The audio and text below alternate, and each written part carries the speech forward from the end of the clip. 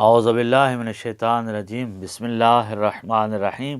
27 رجب المرجب کا دن بڑی فضیلت کا اور اہمیت کا حامل ہے۔ جس طرح کہ رمضان المبارک میں لیلۃ القدر کی عزت اور عظمت ہے، اسی طرح رجب میں 27 کی شب ہو یا 27 کا دن بڑی عزت کا مالک ہے اور بڑا ہی شرف ہے اس دن روزہ رکھنے کو۔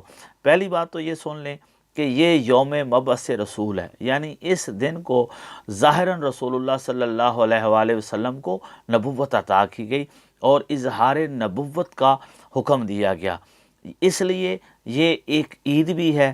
امام جعفر صادق علیہ الصلوۃ والسلام سے جس طرح پوچھا گیا تو فرمایا کہ مشہور عیدوں کے علاوہ بھی ایک عید ہے، اور وہ یہ ہے کہ جس دن رسول اللہ صلی اللہ علیہ وآلہ وسلم مبعوث بالرسالہ ہوئے، اور وہ کیا ہے؟ 27 رجب المرجب کا دن ہے۔ اس دن روزہ رکھنا 70 سال روزے رکھنے کے برابر ہے۔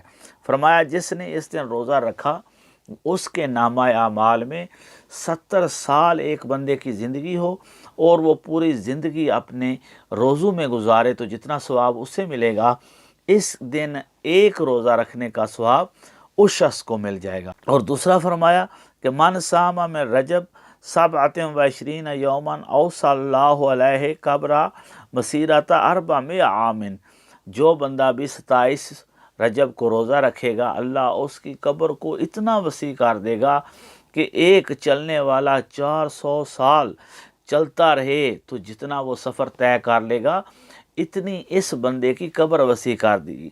تاریکی قبر بھی دور ہوگی، نورانی قبر ہوگی، و مولیا جمی و ذالک مسکن وامبرا، اور یہ ساری کی ساری اس کی قبر یہ جو اتنی وسیع ہو گئی ہے، اس میں سے عنبر اور مسک کی خوشبو آئے گی جو شخص 27 رجب المرجب کا روزہ رکھتا ہے۔